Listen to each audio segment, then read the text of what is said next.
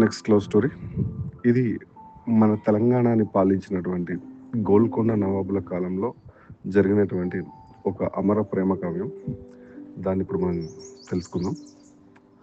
హిందువుల చేత వేనూళ్ళ పొగడబడినటువంటి ఒకే ఒక ముస్లిం రాజవంశం ఏదైనా ఉంది అంటే అది కేవలం గోల్కొండ నవాబులు మాత్రమే. ఆ గోల్కొండ నవాబుల్లో అత్యంత బలమైన షహిన్షా ఇబ్రహీం కుతుబ్ షా పాలిస్తున్న టైంలో ఆయన కొడుకైనటువంటి మహమ్మద్ కులీ కుతుబ్ షా ప్రతిరోజు రాజభవనాన్ని వదిలిపెట్టి చించెలం అనే గ్రామానికి వెళ్తూ ఉండేవాడు.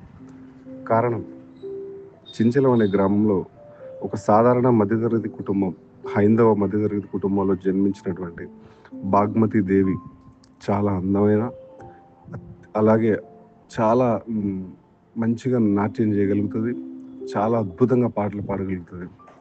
సో ఆమె యొక్క నాట్యాన్ని, గానాన్ని వినడం కోసం మహమ్మద్ కులీ కుతుబ్ షా ఈ కోటని వదిలిపెట్టి ప్రతిరోజు ఆమె ఎక్కడ పాడుతుంటే అక్కడికి వెళ్తూ ఉండేవాడు, ఈ చించెలం అనే గ్రామానికి. ఈ చించెలం అనే గ్రామానికి మరియు ఈ యొక్క కోటకి మధ్యలో మూసీ నది ఉధృతంగా పారుతూ ఉండేది. అలా కొన్నాళ్ళకి వీళ్ళ ప్రేమ చిగురించింది. యుక్త వయసుకు వచ్చిన తర్వాత మహమ్మద్ కులీ కుతుబ్ షా రోజు నైట్ టైంలో కోటను వదిలిపెట్టి కోటలోంచి గుర్రం వేసుకొని వచ్చి మూసీ నదికి ఒక దగ్గర ఆ గుర్రాన్ని వదిలిపెట్టి మూసీ నదిలో దూకి ఈదుకుంటూ వెళ్ళి చించిల గ్రామంలో ఆమెను కలుసుకొని వారిద్దరూ మంచిగా మాట్లాడుకొని తర్వాత మళ్ళా ఎర్లీ మార్నింగ్ వాళ్ళ నాన్న లేసే లోపే యాస్టీజ్ వెనక్కి వచ్చి మళ్ళీ నదిలో దూకి యువతలోడికి వచ్చి గుర్రం వేసుకొని వెళ్ళేవాడు. ఇలా ప్రతిరోజు జరుగుతుంది. అయితే ఇలా నెలల తరబడి జరగడం వల్ల మహమ్మద్ కుతుబ్ షాకి భయంకరంగా జలుబు చేస్తుంది. అయితే కొడుకు అనారోగ్యం పాలవడంతో కుతుబ్ షా మొత్తం గోల్కొండ ప్రాంతంలో ఉన్న వైద్యులు మొత్తం తీసుకొచ్చి మీరు ఏం చేస్తారో తెలియదు, నా కొడుకు ఆ జలుబు తగ్గిపోవాలి, అస్వస్థత మొత్తం పోవాలి అని చెప్పి ఆర్డర్ ఇస్తాడు. వీళ్ళు బాగా వైద్యం చేస్తూ ఉంటారు, పగలు తగ్గినట్టుగా ఉంటుంది. నైట్ అందరూ పడుకోవడం కూడా మనోడు యాస్టీజ్ మళ్ళీ వెళ్ళడం, గుర్రం వేసుకొని పోవడం, మూసీ నదిలో దూకడం, వెళ్ళడం, చించలం గ్రామంలో అమ్మాయిని కలుసుకోవడం, యాస్టీజ్ రావడం, రోజు తల తడవడం, అలా నీళ్ళు ఏదడం వల్ల అసలు ఇది చానాలకి తగ్గకపోయేది. ఇది గమనించినటువంటి ఇబ్రహీం కుతుబ్ షా అసలు ఎందుకు తగ్గట్లేదు, వీడేమన్నా తింటాడా అని చెప్పి ఒకరోజు నైట్ బటుడు రూపంలో మారు వేషంలో ఉంటాడు.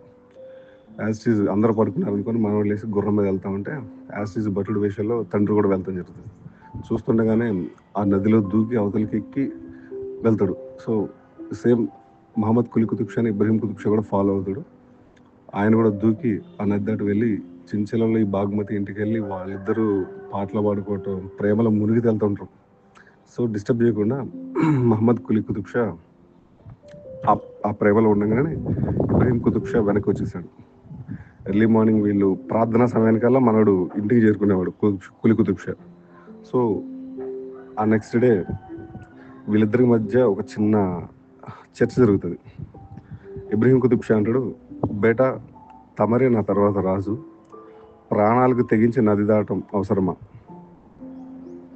అనగానే నా తండ్రికి మొత్తం తెలిసిపోయిందని చెప్పి మహమ్మద్ కులీ కుతుబ్ షా ఒకటే చెప్పాడు, అబ్బు తమరు తలదించుకునే, తల వంచుకునే ఏ పని ఈ కులి ఎప్పటికీ చేయడు. మీరు ఈ గోల్కొండకి షహన్షా, తమరి గౌరవం తగ్గే పనిని నేను చేయను అని చెప్పాడు. ఆ దెబ్బతో లోపల మురిసిపోయినటువంటి ఇబ్రహీం కుతుబ్ షా తన కొడుకు కోసం 1578లో ఆ బ్రిడ్జ్, అంతకుముందు మనోడు నదిలో దూకి వెళ్ళేవాడు కదా, అలా చేయకుండా ఉండడం కోసం పురాణా పూల్ అనే బ్రిడ్జిని కడతాడు ఈదర్ నుంచి అదరికి. నువ్వు నదిలో దూకమాకు నాయన, నా తర్వాత నువ్వే రాజు కాబట్టి ఇక నేను నీ ప్రేమను అంగీకరించా, వెళ్ళు ఈ బ్రిడ్జ్ మీద వెళ్ళి తను కలుసుకుందా అని చెప్పాడు. సో ఆయన ఇతనికి మంచి అవకాశం ఇచ్చాడు అని చెప్పి ఎలాంటి చెడు పని చేయలేదు. ఆ తర్వాత మహమ్మద్ కులీ కుతుబ్ షా రాజు అవ్వడం, రాజైన తర్వాత ఆ చించెలం అనే గ్రామంలోనే కలరా వ్యాధి నిర్మూలన తర్వాత చార్మినార్ కట్టడం, చుట్టూ అన్ని రకాల బిల్డింగ్లు కట్టడం, హైదరాబాద్ నిర్మించడం, దానికి బాగ్మతి పేరు మీదుగా భాగ్యనగర్ అని పేరు పెట్టడం. ఇతని ప్రేమను తట్టుకోలేనటువంటి బాగ్మతి ముస్లిం మతాన్ని, ఇస్లాం మతాన్ని తీసుకున్న తర్వాత ఆమెకి హైదర్ అని, దానికి మహల్ అనే బిరుదుని యాడ్ చేసి హైదర్ మహల్ ఆ పేరుగా హైదరాబాద్ వచ్చినట్లుగా మనకి చరిత్ర పుస్తకాల్లో ఉన్నాయి. సో లాస్ట్ కన్క్లూజన్ ఏంటంటే, ప్రేమకు గుర్తుగా మనం తాజ్మహల్ అనుకుంటాం, కానీ ఇక్కడ ఒక తండ్రి ప్రేమకు గుర్తుగా 2 ప్రేమలకు వారధిగా నిలిచినటువంటి పురాణాపుల్ బ్రిడ్జ్ మన తెలంగాణలో ఉన్నటువంటి ప్రేమ గుర్తు. కాబట్టి ఎప్పుడైనా వెళ్తే ఆ ప్రేమ గుర్తుతో ఒక సెల్ఫీ దిగండి. Okay, bye.